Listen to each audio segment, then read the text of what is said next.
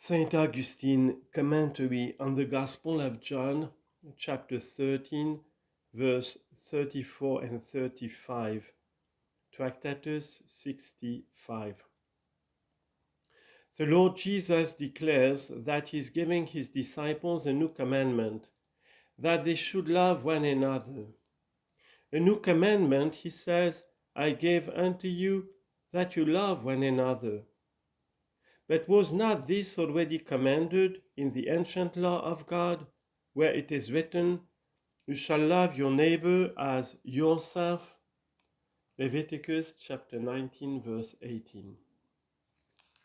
Why then is it called a new one by the Lord when it is proved to be so old? Is it on this account a new commandment because he has divested us of the old and clothed us with a new man? For it is not indeed every kind of love that renews him that listens to it, or rather yields its obedience, but that love regarding which the Lord, in order to distinguish it from all carnal affection, added, As I have loved you. For husbands and wives love one another, and parents and children and all other human relationships that bind men together, to say nothing of the blameworthy and damnable love which is mutually felt by adulterers and adulteresses, by fornicators and prostitutes, and all others who are knit together by no human relationship, but by the mischievous depravity of human life. Christ, therefore, has given us a new commandment, that we should love one another as he also has loved us. This is the love that renews us, making us new men, heirs of the New Testament, singers of the new song.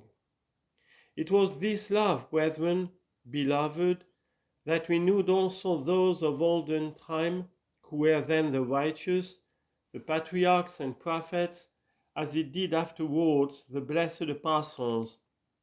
It is it too that is now renewing the nations, and from among the universal race of man, which overspreads the whole world, is making and gathering together a new people, the body of the newly married spouse of the only begotten Son of God, of whom it is said in the Song of Songs, Who is she that ascends made white?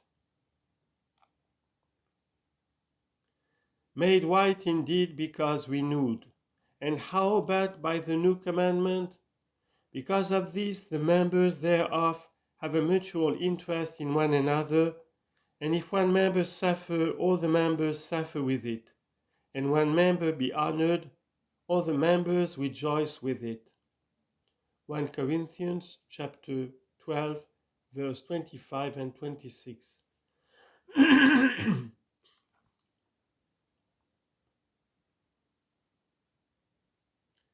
For this they hear and observe.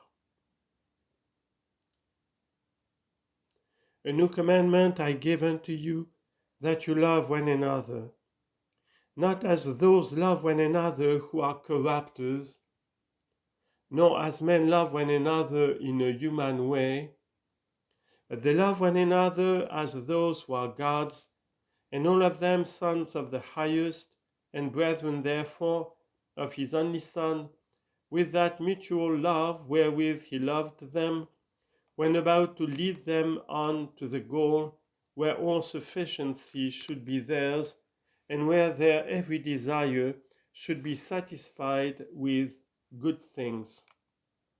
Psalm 103, verse 5.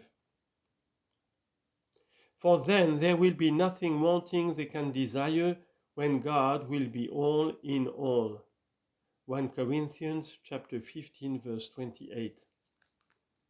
An end like that has no end. No one dies there where no one arrives save he that dies to this world, not that universal kind of death whereby the body is bereft of the soul, but the death of the elect, through which even while still remaining in this mortal flesh, the heart is set on the things which are above.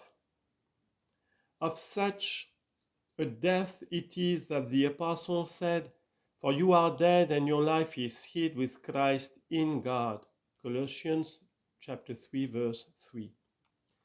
And perhaps to this also